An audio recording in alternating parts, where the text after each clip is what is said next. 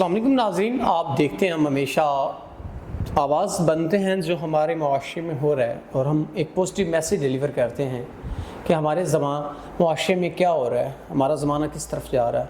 तो आइए, आज एक मुआशरे की बेटी मेरे साथ मौजूद है, तो आइए इनसे जानते हैं। अस्सलाम वालेकुम। वालेकुम अस्सलाम। अच्छा, मुझे बताइएगा, क्या मामलात ज़िंदगी हैं, क्या परेशानियाँ हैं जिनकी वजह से आप परेशान हैं? मैं अपनी माँ का वाह सहारा हूँ। हालात बहुत ख़राब हो चुके हैं, तो मेरे को साथ कोई कमाने वाला नहीं है, यानी मैं अकेली बेटी हूँ अपनी माँ की। तो मेरी माँ बहुत बीमार है, तो कोई खर्चा यानी मेरा नहीं है इतने हालात कि मैं उनको फेस कर सकूँ। तो मेरे पास इतने पैसे नहीं थे कि मैं उनका इलाज करवा सकूँ। तो मेरी वालदा जो थी वो अपनी बीमारी की वजह से इस दुनिया से जा चुकी हैं, तो मैं बिल्कुल अकेली हो गई। तो इस वजह से मुझे नेक्स्ट समझ नहीं आ रही कि मैं किस तरह फेस करूं हालात को, मैं क्या करूं।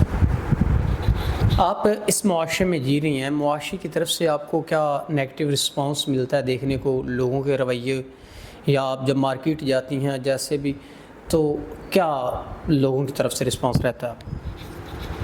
मेरे रिश्तेदार थे, वालदा की वफ़ात के बाद उन्होंने बिल्कुल छोड़ दिया हुआ है, तो मुझे किसी ने अपना सहारा नहीं बनाया।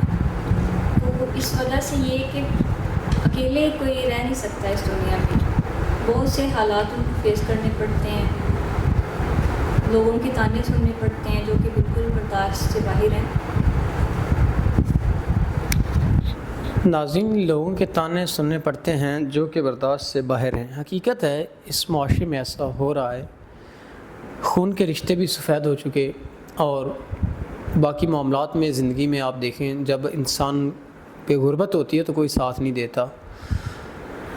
तो बहन, अगर इस मुश्किल वक्त में आपको कोई तोहफ़्फ़ुज़ देता है, कोई इज़्ज़त देता है, तो क्या आप उनसे निकाह कर लेंगी? जी बिल्कुल, कोई नेक इंसान मुझसे निकाह करे, मेरी इज़्ज़त करे, मेरी ज़रूरियात पूरी करे, तो मैं अपनी ज़िंदगी सुकून से गुजार सकूँ। नाज़रीन, ज़ना से बेहतर निकाह है, ये हमारा मोटिव है।